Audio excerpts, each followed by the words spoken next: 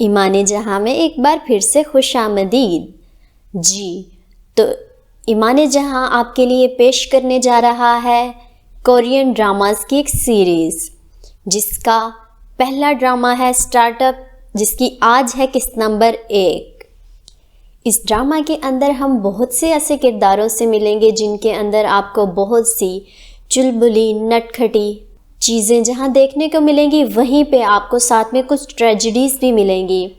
बहुत सा प्यार, बहुत से दुख एक साथ मिलेंगे। बहुत से टूटे दिलों वाले, बहुत से पेरेंट्स से जुदा, बहुत से ऐसे बच्चे अपनी अपनी एक अलग कहानी लिए आपको इस ड्रामा में नज़र आने वाले हैं। और बहुत से ऐसे लोग यहाँ पे आपको ऐसे भी मिलेंगे जो दूसरों की महरूमियों को बिल्कुल कर देंगे दूर। और इस ड्रामा में आपको हर एक का पैशन जो है वो बिल्कुल वैसा लगेगा जैसे फॉलो योर ड्रीम। कुछ लोगों का ड्रीम होता है कुछ अचीव करना, कुछ लोगों का ड्रीम होता है किसी शख्स को हासिल करना। हर इंसान का ड्रीम जो है वो बिल्कुल दूसरे से अलग होता है, कुछ के बिल्कुल सेम भी हो सकते हैं। लेकिन ये सब लोग एक दूसरे के साथ बहुत ही मोहब्बत से एक दूसरे की परवाह करते हुए कुछ कर देने का इनमें एक जुनून है, और वो सब कर भी सकते हैं। और स्टार्टअप से आप ये ना समझिएगा कि ये ड्रामा जो है वो सिर्फ़ और सिर्फ बिज़नेस क्या है, बल्कि इसमें आपको बहुत सी दोस्तियाँ, बहुत सा प्यार, बहुत कुछ नज़र आने वाला है। आपको यहाँ मोहब्बत, एहसास, हर किस्म का जज्बा नज़र आएगा। इन शॉर्ट बहुत ही ज़्यादा इसमें फ़न है। तो आइए चलते हैं स्टार्टअप की किस्त नंबर 1 की तरफ। लेकिन उसकी तरफ चलने से पहले मैं आपको कुछ किरदारों के साथ जो है मिलवाना चाहूँगी। यहाँ पे जो पहला किरदार हमें नज़र आएगा वो है हान जी प्यूम, जिनको शॉर्टली हम लोग निकनेम उनका जो है वो हान, मिस्टर हान भी कहेंगे। इसके पास एक AI यानी आर्टिफिशियल इंटेलिजेंस स्पीकर होता है। ये बिल्कुल हमारी गूगल की तरह है। जैसे हमें कुछ भी अगर जानना हो तो हम अपनी गूगल पे सर्च करते हैं तो हमें वो उसके मुतालिक हर चीज़ बता देता है। इसी तरह बिल्कुल जो मिस्टर हान के पास AI है, AI स्पीकर है, वो भी बिल्कुल इसी तरह से काम करता है जो मिस्टर हान को जो है वो हर चीज़ से मुतला करता है। और आज यहाँ हान जी प्यू का स्पीकर उन्हें ये बताता है कि आप आज एक ऐसे शख्स से मिलोगे जिससे आप बरसों पहले भी मिले थे। लेकिन यहाँ पे एक चीज़ का ख्याल रखना पड़ेगा आपको कि हो सकता है कि वो शख्स जो आज आपको मिलने वाला है वो आपकी पूरी ज़िंदगी बदल दे। और हान जी प्यू इस बात को मजाक में उड़ाता है और घर से निकलता है और अपने दिन का आगाज़ करते हुए ऑफिस की तरफ बढ़ता है। खैर, यहाँ मैं आपको बताती चलूँ कि ये जो हान जी प्यू साहिब हैं, ये एक ऐसा किरदार है जो एक बहुत ही बड़ा बिजनेसमैन है। ये एक बहुत ही बड़ा इन्वेस्टर है और इसका एक रिकॉर्ड है कि इसने आज तक जिस भी स्टार्टअप में इन्वेस्ट किया है वो कभी भी डाउन नहीं जाता, बल्कि हमेशा अप से अप की तरफ जाता है। कोई एक भी स्टार्टअप इसका ऐसा नहीं जाता जो कि नाकाम हुआ हो। और ये किरदार इंतहाई इंटेलिजेंट, स्मार्ट और साथ ही साथ बहुत हैंडसम भी है। यूँ कहिए कि ये चुनता ही सिर्फ उन लोगों को है जो ताना बुनने की सलाहियत रखते ही रखते हैं। खैर, अभी भी वो एक स्टार्टअप रिले लेक्चर को ही अटेंड कर रहा होता है और उसके साथ एक इंतहाई खूबसूरत लेडी भी बैठी हुई होती हैं। खूबसूरत लड़की हमारा दूसरा मेन कैरेक्टर है जिसका नाम है वॉन एनजे। ये थोड़ी सी मगरूर है और एक अमीर बाप की बेटी है। इसे हारना किसी ने नहीं सिखाया और जीतने के लिए ये हर हद पार कर सकती हैं। यहाँ पर यह भी बताती चलूँ कि ये साहिबा जो हैं ये भी एक मॉर्निंग कंपनी की CEO हैं और ये दोनों ही यहाँ बैठे लोगों के सवालों के जवाब दे रहे होते हैं। यहीं पर ऑडियंस में एक खूबसूरत लड़का वॉन एनजू से एक सवाल करता है।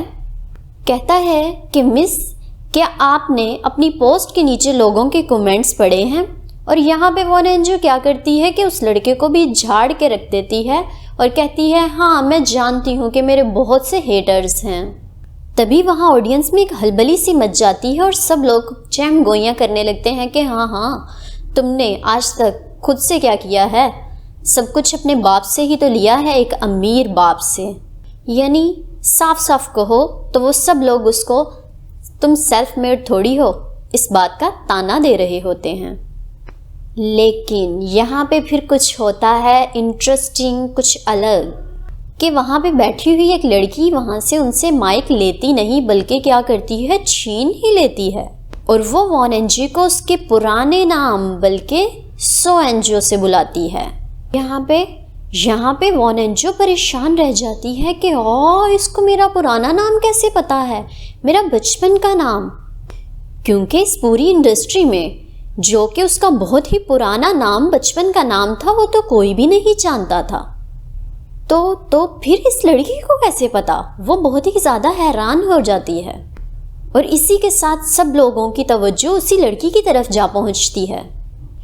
और जी यहाँ पे बताती चलूँ आपको कि यही है हमारे ड्रामे का सबसे मेन कैरेक्टर और यही है वो लड़की जिसके बारे में सुबह हाँ जी पीयू को उसके एआई स्पीकर ने भी बताया था कि एक ऐसा किरदार आज आपको मिलेगा जो आपकी ज़िंदगी बदल के रख देगा।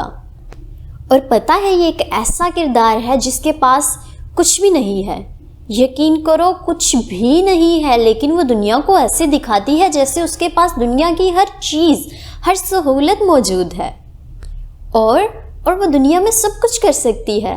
बल्कि यहाँ पे मैं आपको इसकी एक हकीकत बताऊँ तो यहाँ आने से पहले वॉशरूम में खड़े होकर इसने अपने शूज़ के ऊपर ब्लैक मार्कर से उसको रीन्यू किया था कि किसी को पता ना चले कि ये उसके पुराने शूज़ हैं जिनके ऊपर से कलर भी उड़ा हुआ है। और अब यहाँ पे देखो कितने कॉन्फिडेंस से खड़ी होकर वो उससे सवाल कर रही है जैसे कि ये बहुत ही कोई कॉन्फिडेंट और उसके बराबर की कोई लड़की हो। और जी हाँ, इसका नाम है सोडाल्मी। और यहाँ पे ये सोडाल्मी उस मगरूर CEO वॉन एनजियो से कहती है कि मिस, क्या आपकी ज़िंदगी में आपने कोई ऐसा डिसीजन लिया है आज तक जिसके बाद आपको कुछ पछतावा हुआ हो कभी? जबकि दूसरी तरफ वॉन एनजियो तो हैरान परेशान उसे ही देखती रह जाती है, क्योंकि वो उसके पहले बात के अंदर ही अभी तक अटकी हुई है कि इसको मेरा नाम कैसे पता है। जी तो यहाँ पे मैं सस्पेंस को थोड़ा सा ख़त्म करती हूँ जी। ये यहाँ पे जो आज CEO बनी बैठी हैं ये इसी लड़की यानी सोडाल्मी की बड़ी बहन है। और देखिए कि दोनों बहनें हैं लेकिन एक CEO बनी बैठी है और दूसरी के पास नए शूज़ तक खरीदने के पैसे नहीं हैं।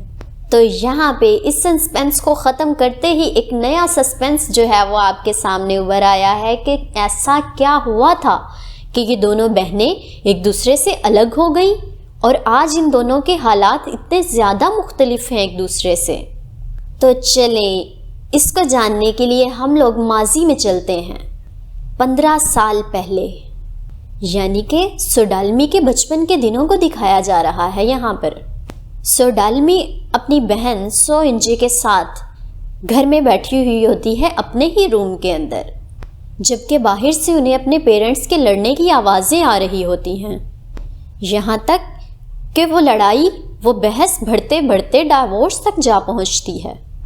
और इस लड़ाई की वजह ये थी कि सोडाल्मी के फादर जहाँ पे जॉब करते थे वो एक बहुत ही बड़ा इंसान था और बहुत मगरूर किस्म का शख्स था जो कि अपने एम्प्लॉयज़ को मारता पीटता तक था। इसीलिए सोडाल्मी के पापा कहते हैं कि मैं वहाँ पे जॉब नहीं करूँगा अब, और वो कहते हैं कि मैं ये जॉब छोड़ के अपना एक बिज़नेस स्टार्टअप करूँगा।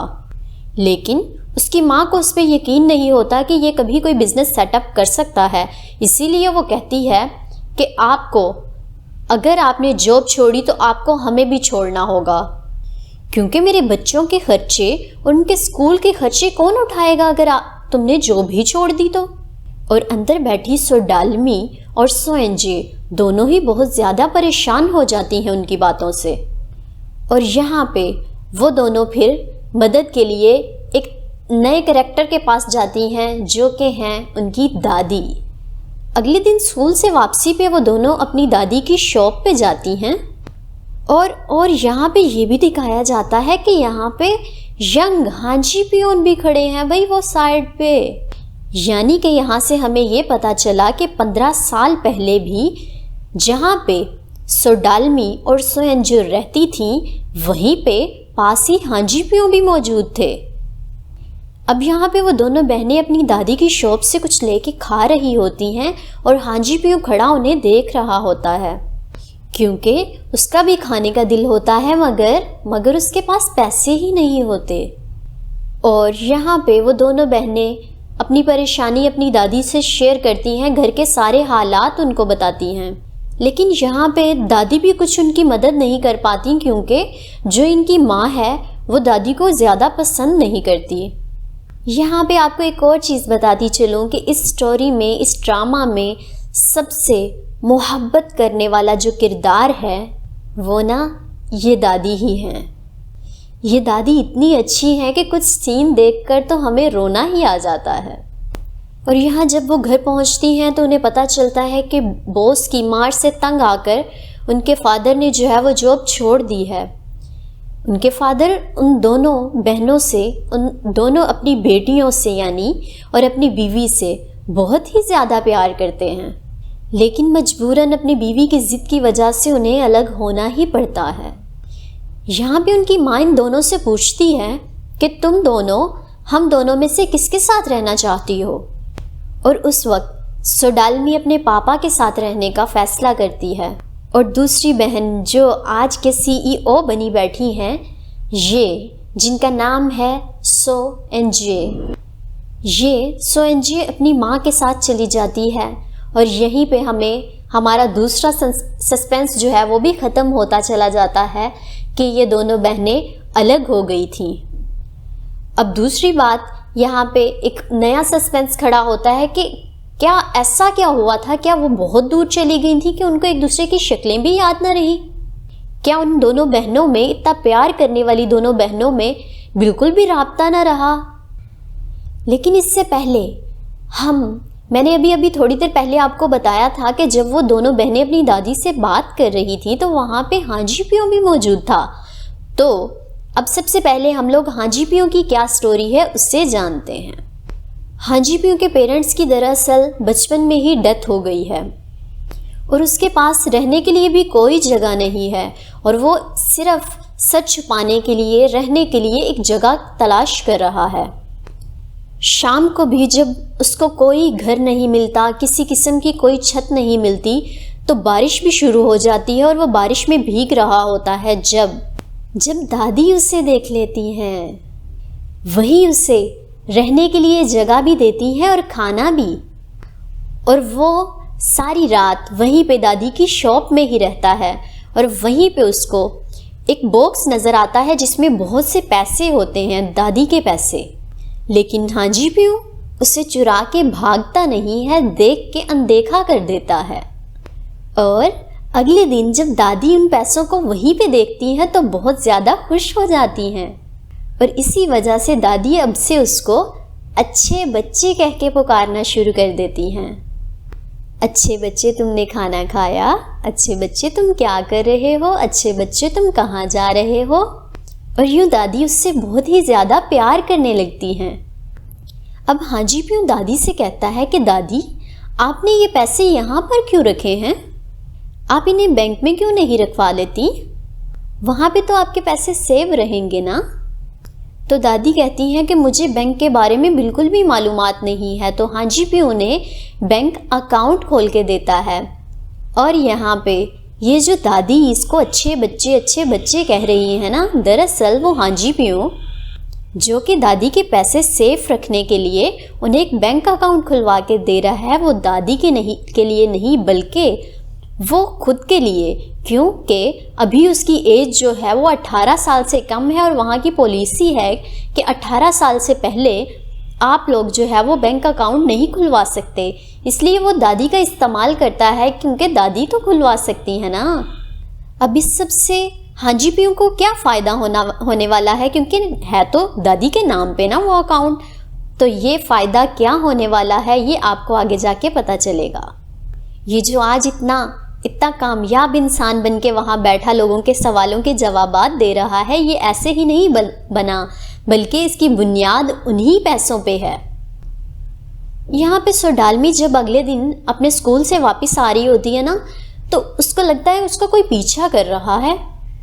जब वो मुड़ के देखती है तो वहाँ पे हांजीपियो ही होता है, और फिर वो भाग के दादी की शॉप पे आती है और दादी को आके बताती है कि ये शख्स मेरा पीछा कर रहा है, और साथ में वो रोना शुरू कर देती है। असल में उसे दुख तो अपनी बहन और माँ का था, लेकिन वो बस कोई बहाना ढूंढ रही थी रोने का।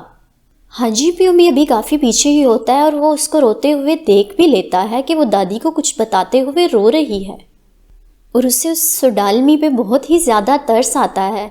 और यहाँ पे जब दादी देखती है ये तो वही अच्छा बच्चा है, तो फिर उसी दिन वो उस अच्छे बच्चे के पास जाती हैं और उसे सोडालमी के बारे में सब कुछ बता देती हैं कि कैसे उसकी माँ और बहन सोडालमी से अलग हो गई हैं और वो बहुत ही ज़्यादा उदास है उनकी वजह से। और फिर यहाँ दादी हांजीपियो से कहती हैं कि क्या तुम मेरी मदद करोगे कुछ? देखो प्यारे बच्चे, अच्छे बच्चे, तुम जानते हो ना कि वो सोडालमी बहुत परेशान है और उसे इस वक्त एक बहुत ही अच्छे दोस्त की ज़रूरत है, जो उसकी मदद करे, उससे बातें करे, उसका दिल हल्का करे। और फिर वो उससे कहती हैं कि तुम प्लीज़ अच्छे बच्चे मेरा ये काम कर दो, एक तुम उससे लेटर लिखो, उससे कहो कि वो तुम्हें बहुत अच्छी लगती है और तुम उससे दोस्ती करना चाहते हो। वो कहता है ओके दादी ठीक है, लेकिन वो अपना नाम नहीं लिखना चाहता उस लेटर में। जब वो नाम सोच ही रहा होता है कि वो लेटर में नाम क्या लिखेगा, तो उसे एक पास ही न्यूज़पेपर नज़र आता है जिसमें एक छोटा बच्चा नज़र आता है। फिर वो अखबार में उस आर्टिकल को पढ़ता है जिससे उसे पता चलता है कि उस बच्चे का नाम डोसैन है। तो बस फिर वो लेटर लिखना शुरू करता है, बहुत अच्छी अच्छी बातें, उसकी तारीफ़ें, और लिखता है कि मैं डोसैन तुमसे दोस्ती करना चाहता हूँ क्योंकि तुम मुझे बहुत अच्छी लगती हो। और फिर आखिर में वो अपनी नाम की बजाय डोसैन का नाम लिख देता है। अब सोडालमी को जब वो लेटर मिलता है तो वो बहुत ही खुश हो जाती है पढ़ के, और फिर यहाँ पे वो भी उस लेटर के जवाब में एक लेटर लिखती है, और वो दोनों अपने अपने लेटर्स को दादी की शॉप के बाहर एक छोटा सा घर बना हुआ है ना, उसमें रखी जाते हैं, और वो दोनों एक दूसरे के लेटर्स को वहीं से निकालते हैं, और वो दोनों फिर एक दूसरे के लेटर्स का इंतज़ार भी करते हैं। और फिर ये सिलसिला तो चलता ही जाता है।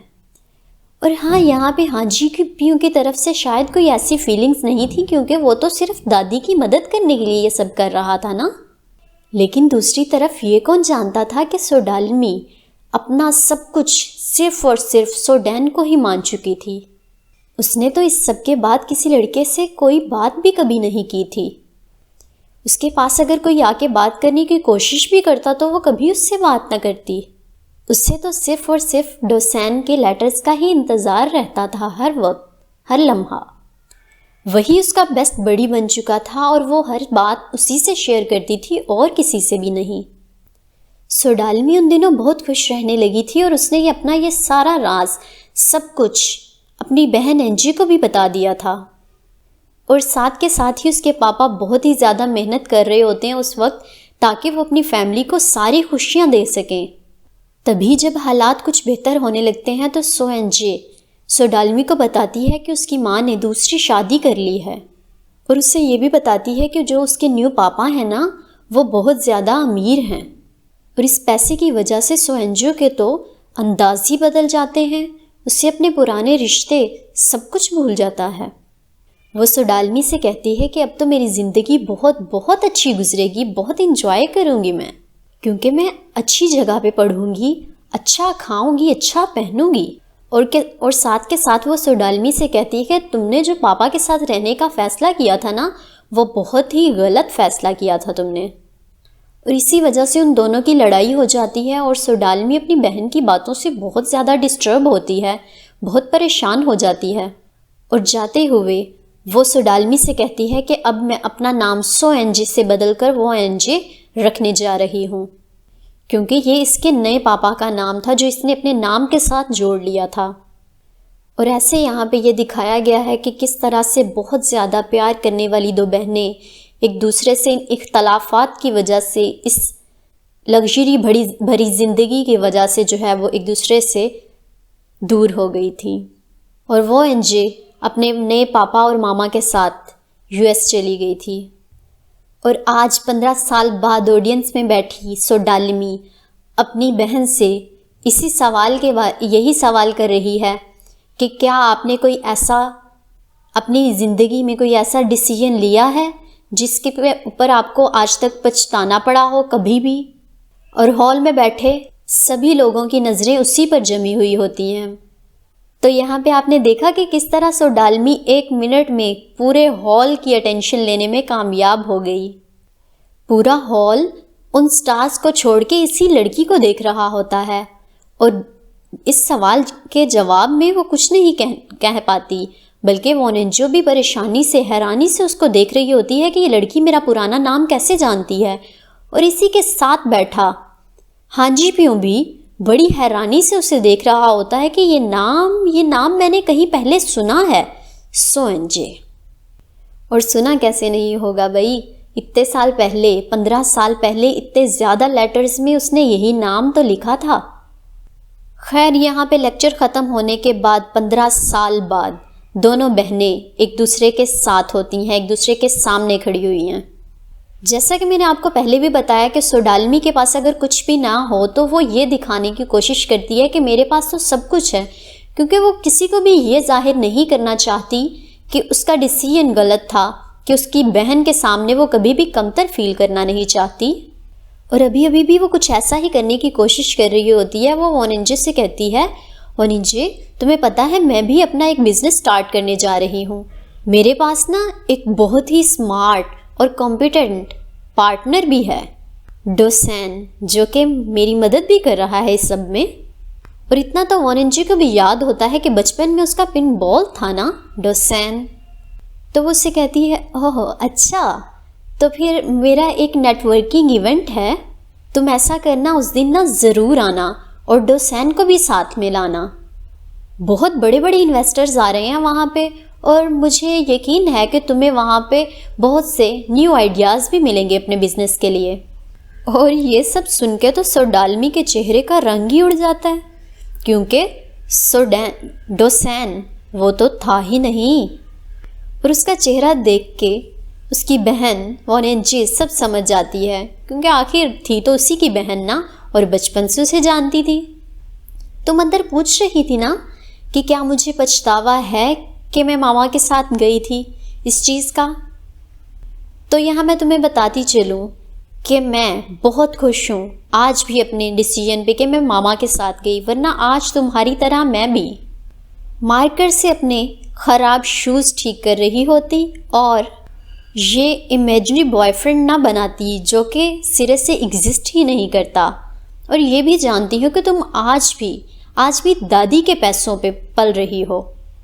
और मुझे देखो, मैं क्या हूँ आज, एक बहुत बड़ी कंपनी की CEO। और फिर वो एक तंजिया सी मुस्कुराहट देकर अपनी गाड़ी में जाकर बैठ जाती है। इस सबसे सोडालमी को बहुत ही ज़्यादा गुस्सा आता है और वो जाके वोनिंजे की गाड़ी के सामने खड़ी हो जाती है और उसे कहती है, मैं तुम्हारे नेटवर्किंग इवेंट पे ज़रूर आऊँगी, और वो भी डोसैन के साथ, ठीक है ना। इसके बाद वो बस स्टॉप पे जाकर बैठ जाती है और साथ के साथ खुद ही अपने आप से बातें करने लगती है और फिर सोशल मीडिया पे डोसैन को ढूंढने की कोशिश भी करती है। उससे खुद पे गुस्सा भी आ रहा होता है कि क्यों उसने ऐसा किया है, क्यों उसने हामी भरी कि वो नेटवर्किंग इवेंट पे आएगी और वो भी डोसैन के साथ। और फिर पता नहीं वो क्या सोचती है और ऊंचा ऊंचा हंसने लगती है कि इर्द गिर्द के सब लोग रुक कर उसे देखने शुरू कर देते हैं। और दूर कार में बैठा हांजी प्यों जो कि उससे ही देख रहा होता है, वो सोचता है कि यार इस लड़की के साथ मसला क्या है आखिर। सोडालमी को तो हम यहाँ पे एक अटेंशन सीकर भी कह सकते हैं। कैसे उसने हॉल में भी सबको अपनी तरफ जो है, सबकी तवज्जो अपनी तरफ मबजूल कर ली थी, और यहाँ पे भी बैठे देखो 1 मिनट के अंदर उसने पूरी ट्रैफिक को जाम करके अपनी तरफ देखने पे मजबूर कर दिया है। और फिर हांजी प्यों हैरानगी से उसे देखते हुए सोचता है कि ये सोडालमी नाम मैंने आखिर कहीं तो सुना है ना। इसी वजह से वो क्या करता है, उसका पीछा करना शुरू कर देता है। फिर सौडालमी वहाँ से उठती है और सीधी अपनी दादी की शॉप पे जाती है और वहाँ पे दादी को देखते तो फौरी तौर पे हांजीपियों को सब कुछ याद आ जाता है। 15 साल पहले के तमाम वाक़यात उसको फौरी तौर पे याद आ जाते हैं। 15 साल पहले जहाँ पे इन दोनों बहनों की ज़िंदगी में बहुत से ट्विस्ट आए थे, वहाँ पे हांजीपियों की ज़िंदगी में भी बहुत कुछ हुआ था ना। मैंने आपको कुछ देर पहले बताया था ना कि हांजीपियों जिसने दादी को एक बैंक अकाउंट खुलवा के दिया था, दरअसल ना बचपन से ही हांजीपियों का दिमाग कि इन्वेस्टमेंट से पैसा कैसे बनाना है इसी के गिर्द घूमता रहता था।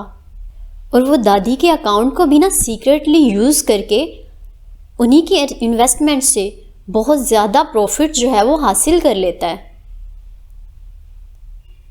लेकिन दादी को एक दिन ना पैसों की ज़रूरत होती है। वो बेसिकली सौडालमी के पापा उनकी मदद करना चाह रही होती हैं, तो वो बैंक में जाती हैं और वो जाकर सारे पैसे वहाँ से निकलवा लेती हैं।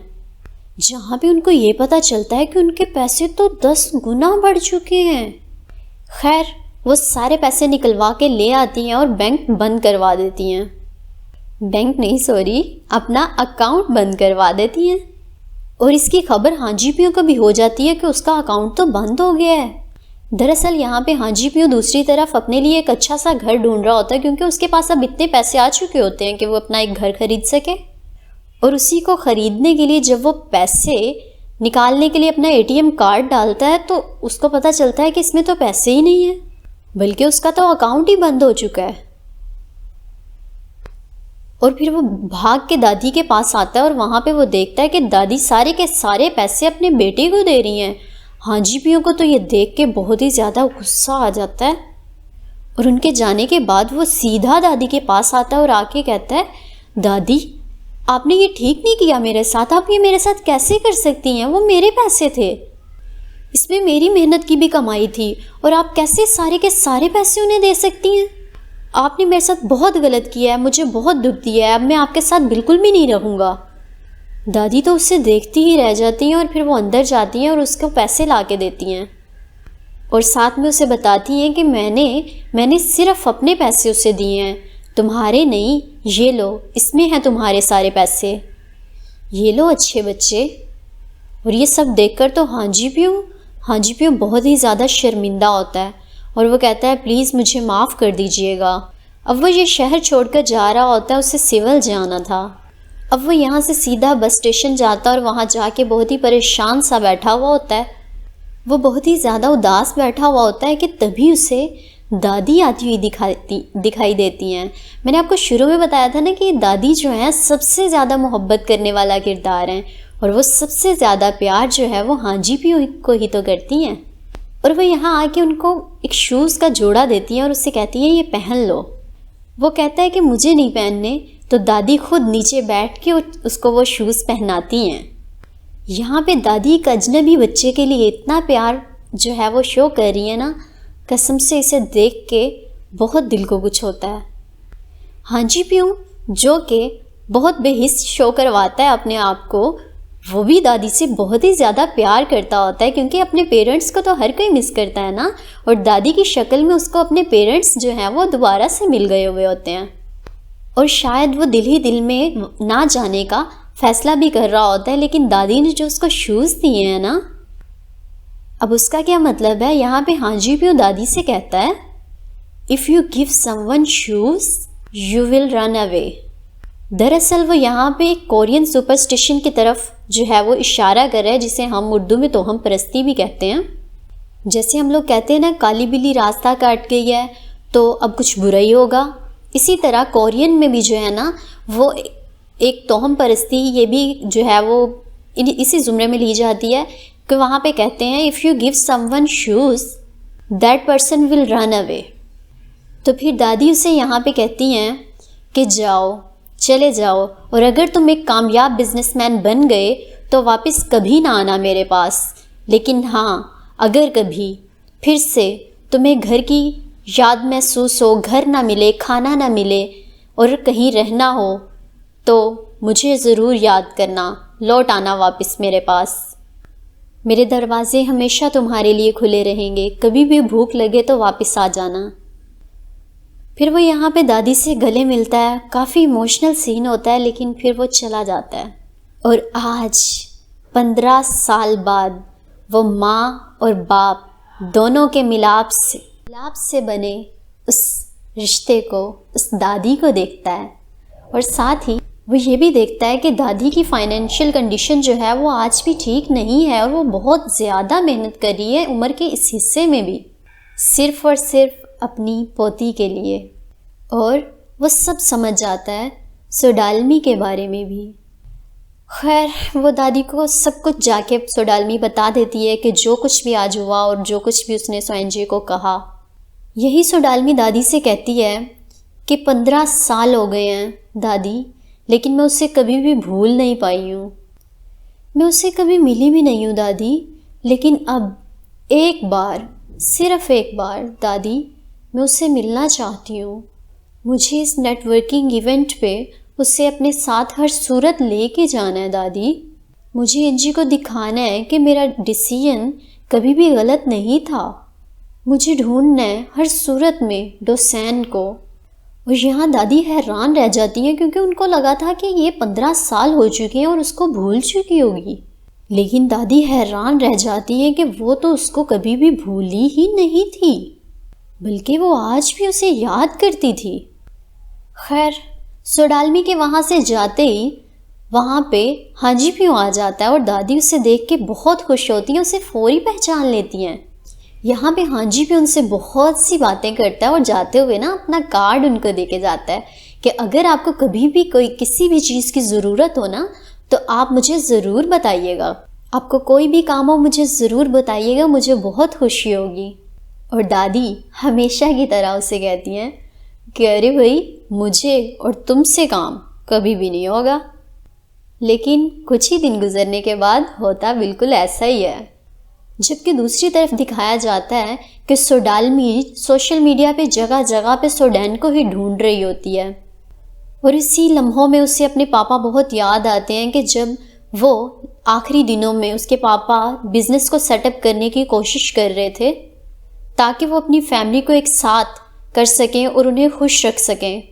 उनका बिज़नेस आइडिया इन्वेस्टर्स को बहुत ही ज़्यादा पसंद आया था, लेकिन कहते हैं ना, किस्मत के आगे भला किसकी चलती है। वो वक्त जब उनकी सक्सेस उनके बिल्कुल सामने थी और उनको अपनी खुशियाँ लौटती हुई वापस नज़र आ रही थी, उस वक्त उन्हें उनके पास सब कुछ आने की बजाय आई भी तो क्या, मौत। जिस दिन उनका बिज़नेस आइडिया एक्सेप्ट हुआ था ना, उसी दिन उनकी डेथ हो गई थी। और उस वक्त जब माँ, बहन और बाप तीनों चले गए थे तो उसके पास कौन था दादी के अलावा? सोडैन, डोसेन के लेटर्स। और ये लेटर्स सोडालमी के लिए बहुत ही ज़्यादा ख़ास थे, जिन्होंने हमेशा मुश्किल वक्त में उनका साथ दिया था। हर मुश्किल वक्त में उसके लेटर्स सोडालमी का साथ दिया करते थे। आज भी 15 साल बाद वो उससे इसीलिए याद करी थी क्योंकि वो आज भी उसके लेटर्स को पढ़ती थी। उससे उसकी हैंडराइटिंग, उसकी एक एक विश, सब कुछ याद था। उसने कभी भी किसी को डोसेन की वजह से अपनी ज़िंदगी में नहीं आने दिया था और आज भी वो वहाँ बैठी सब यही सिर्फ सोच रही है कि डोसेन, तुम मेरे लिए एक बहुत बड़ी ब्लेसिंग हो, लेकिन डोसेन तुम कहाँ हो? डोसेन, मैं तुम्हें ज़रूर ढूंढूंगी। और इसी पहले एपिसोड के अख्ताम में ही दिखाया जाता है कि उसी शहर में डोसेन नाम का एक लड़का भी रहता है, सच में रहता है। और ये है हमारे ड्रामे का चौथा हीरो। अरे रुको, ये वाकई ही विलन है या हीरो है कोई? तो ये आपको आगे जाके ही पता चलेगा। और ये जो चौथा कैरेक्टर है ना डोसेन, ये भी कोई आम मामूली लड़का नहीं है, बल्कि एक एक्स्ट्रा ऑर्डिनरी गाय है जो कि कोडिंग में सबसे बेस्ट होता है। बड़े से बड़ा हैकर भी इसके सामने कुछ नहीं है और बहुत बहुत बड़े बड़े सिक्योरिटी सिस्टम्स को इसने इन हैकर्स से बचाया हुआ होता है। और ये भी अपने एक बिज़नेस आइडिया पे काम कर रहा होता है, जो आइडिया होता है फेशियल रिकग्निशन के मुतालिक, और उसी चीज़ को ये अपने दोस्तों के साथ सेलिब्रेट कर रहा होता है यहाँ पे। और यहाँ पे इसके जो दोस्त हैं ना, उनके बारे में भी कुछ डिटेल में जानते हैं। ये लोग भी एक बहुत बड़ी फिल्म है इसके दोस्त। ये दोस्त जो हैं ये 3 इडियट्स मूवी के बिल्कुल उलट हैं। वहाँ पे वो लोग अपनी खामियों को दूसरों पे डालते थे, जबकि ये लोग अपनी खामियों को अपने अंदर खुद तलाश करते हैं और उन्हें ढूंढ के उन्हें फिक्स करने की कोशिश करते हैं। और इस दोस्ती में आपको बहुत ही ज़्यादा पॉजिटिविटी नज़र आएगी, इतनी कि इनकी दोस्ती से आपको भी मोटिवेशन मिलेगी। ये तो आपको आगे आगे जाके ही पता चलेगा कि ये कितनी बड़ी फिल्में हैं, लेकिन यहाँ पे इतना बताती चलूँ कि इन लोगों ने बचपन से लेके 55 तक तो एटलीस्ट साथ रहने का फैसला किया ही हुआ है। इनका हाल भी कुछ सुडालमी जैसा है कि चाहे जेब में 1 रुपया भी नहीं है, लेकिन चेहरे पे 1 मिलियन वाली मुस्कुराहट लिए हुए होते हैं हर टाइम। इन्होंने तो यहाँ पे ये तक कसम खाई हुई है कि जैसे भी होंगे हालात हम रहेंगे साथ साथ, ये दोस्ती हम नहीं छोड़ेंगे, तोड़ेंगे दम मगर तेरा साथ नहीं छोड़ेंगे। तेरी जीत मेरी जीत, तेरी हार मेरी हार, सुन ऐ मेरे यार। जी तो इसी के साथ ये एपिसोड होती है ख़त्म। हाँ, तो क्या आपका क्या ख्याल है कि सोडालमी क्या अपने पिनबॉल यानी कि डोसैन को ढूंढ पाएगी? क्योंकि दरअसल तो डोसैन ने उसको ये लेटर्स लिखे ही नहीं हैं, वो तो हाजी पियोंग ने लिखे थे, वो भी दादी के कहने पे ना। और वो तो पहले से ही उसके करीब करीब ही रह रहा है। याद है ना कि कैसे वो उस लेक्चर के बाद से पीछा करते हुए दादी तक आया था। और क्या सोडालमी अपनी बहन के सामने भी अपने इस डिसीजन को सही साबित कर पाएगी या नहीं, ये सब कुछ जानेंगे हम लोग अगले एपिसोड में। तो देखने के लिए आपको बेसब्री से इंतज़ार करना होगा सेकंड एपिसोड का। ये ड्रामा जो है वो बिज़नेस आइडियाज़ से भरपूर और साथ ही कुछ टूटे बिखरे हुए रिश्तों को जोड़ने वाली और ख़ूबसूरत जज्बात से मिली जुली ये एक प्यारी सी कहानी इस ड्रामे की सूरत में आपको कैसी लगी, ये भी मुझे कमेंट बॉक्स में ज़रूर बताइएगा। मैं आपका इंतज़ार करूँगी। नेक्स्ट एपिसोड तक के लिए बाय बाय।